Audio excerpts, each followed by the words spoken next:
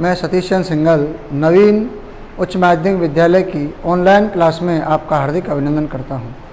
प्यारे बच्चों, आज पाठ 8 जल संसाधन के बारे में अपन अध्ययन करेंगे। महत्वपूर्ण परीक्षाओं के क्वेश्चनों के बारे में। इस पाठ का जो अंक भार है वो 2 नंबर का है, उनके बारे में अपन पढ़ेंगे।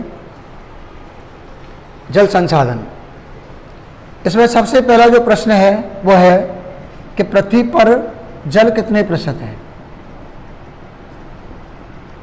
71% जल है और थल 29% थल है।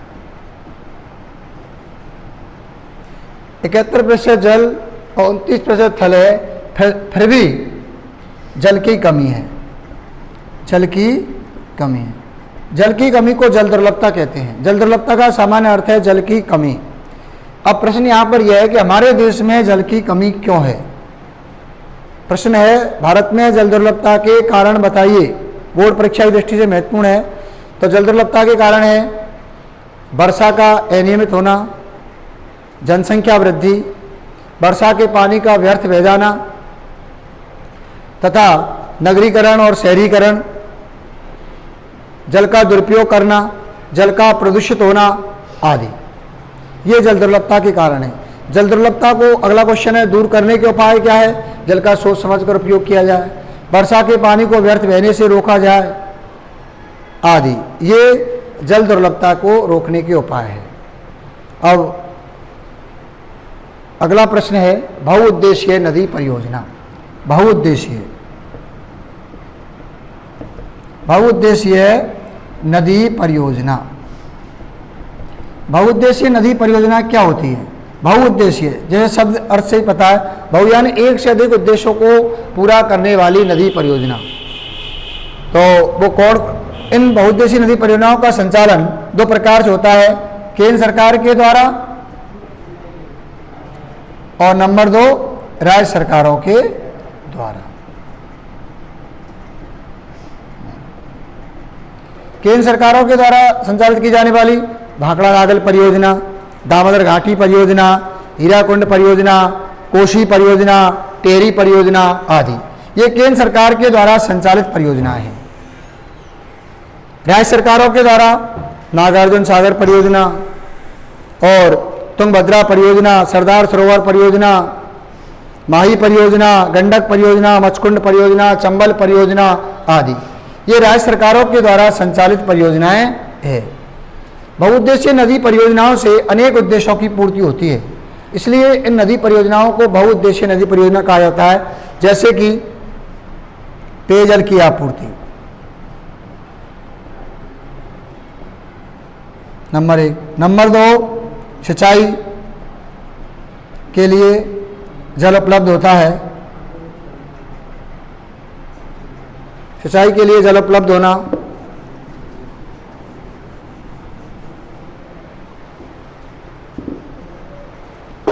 सिंचाई के लिए जल उपलब्ध होना। विद्युत उत्पादन,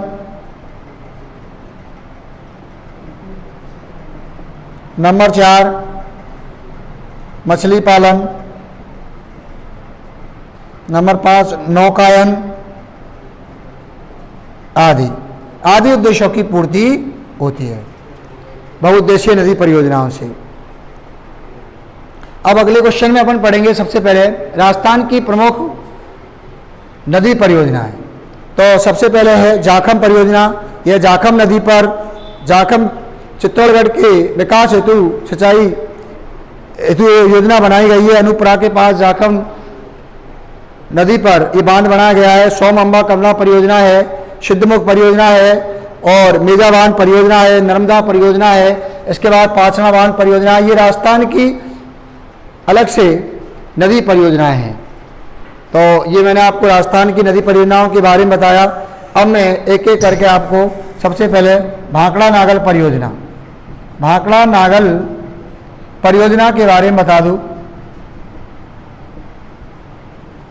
भाखड़ा नागल बांध ये सतलज नदी पर बनाया गया है। यह पंजाब, हरियाणा, राजस्थान की संयुक्त परियोजना है। यह सबसे ऊंचा बांध है और इस पर कई विद्युत गृह बनाए गए हैं, बहुत सारी नहरें निकाली गई है। इस बांध के उद्घाटन के अवसर पर हमारे देश के पूर्व प्रधानमंत्री पंडित जवाहरलाल नेहरू ने कहा था कि बांध और पुल आधुनिक भारत के मंदिर होते हैं। तो इनके बारे में मैंने आपको बताया। इसके बाद में दामोदर परियोजना। दामोदर परियोजना ये दामोदर नदी पर है और यह परियोजना झारखंड और बिहार में स्थित है, क्योंकि दामोदर नदी के कारण बंगाल में तबाही मच जाती थी, इसलिए उसको रोकने के लिए अमेरिका की टेनेसी घाटी परियोजना पर आधारित एक योजना बना करके इस पर बहुत छोटे छोटे बहुत सारे बांध बनाए गए हैं, अनेक विद्युत गृह बनाए गए हैं और इस प्रकार से ये दामोदर घाटी परियोजना बनाई गई है। हीराकुंड बांध, दामोदर घाटी परियोजना। नंबर 3, हीराकुंड बांध। हीराकुंड बांध ये उड़ीसा में है, महानदी पर बनाया गया बांध है। यह लगभग 5 किलोमीटर लंबा बांध है और इससे कई नहरें निकाली गई है, विद्युत गृहों का निर्माण किया गया है। तो इस प्रकार से दामोदर घाटी परियोजना के बारे में और हीराकुंड बांध के बारे में बताया। चंबल परियोजना। चंबल परियोजना चंबल परियोजना राजस्थान और मध्य प्रदेश की संयुक्त परियोजना है। इस पर 3 बांध बनाए गए हैं, जवाहर सागर, राणा प्रताप सागर बांध और गांधी सागर बांध। गांधी सागर बांध ये मध्य प्रदेश में है। उसके बाद 2 बांध राजस्थान में है। इससे राजस्थान के कोटा, बूंदी आदि जगह पर जिलों में सिंचाई होती है और विद्युत गृहों का निर्माण किया गया है। तो ये चंबल परियोजना के बारे में मैंने आपको बताया। इसके बाद में राजस्थान की जो जल स्रोत है उनमें है नाड़ी, खड़ीम, टाका, जौहड़, बावड़ी आदि। ये संरचना है जिनके द्वारा जल की आपूर्ति होती है। और अब मैं आपको राजस्थान के संदर्भ में तालाबों के उपयोग के बारे में बता दूं।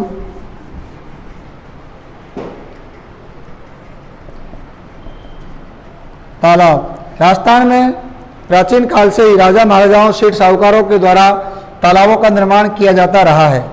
राजस्थान में जैसलमेर के गजरूप सागर और गढ़ीसर तालाब बहुत प्रसिद्ध है।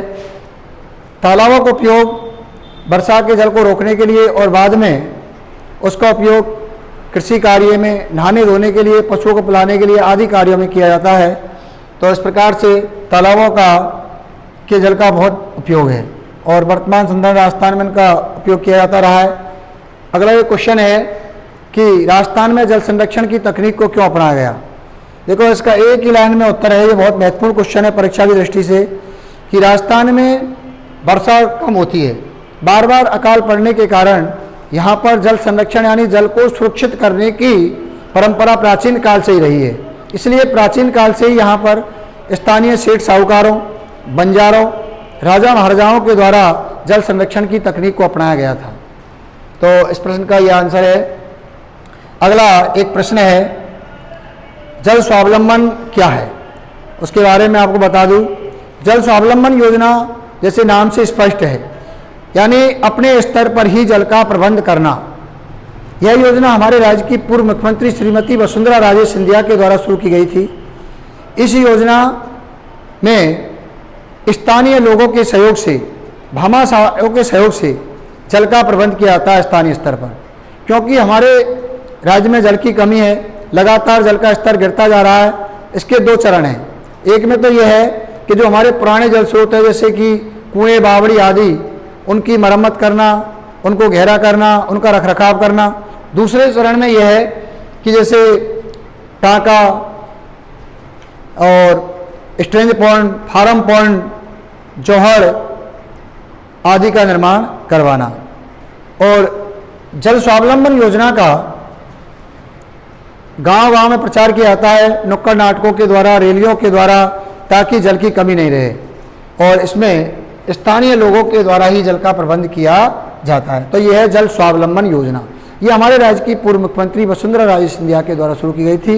ये बहुत महत्वपूर्ण क्वेश्चन है, जल स्वावलंबन योजना। अब मैं आपको राजस्थान नहर के बारे में बता दूं।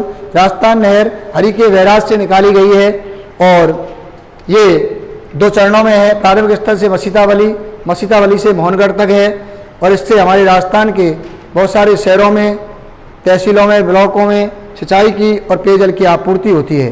राजस्थान के लिए इंदिरा गांधी नहर वरदान साबित हुई है, एक जीवनदायिनी सिद्ध हुई है। इसके कारण राजस्थान में कृषि की पैदावार बढ़ी है और सस्ता जल उपलब्ध होने के कारण यहाँ पर कपास की खेती आदि होने लगी है, जिससे कि और उद्योगों को बढ़ावा मिला है। आज मैंने आपको पाठ 8 जल संसाधन के महत्वपूर्ण परीक्षा उपयोगी प्रश्नों के बारे में बताया। धन्यवाद।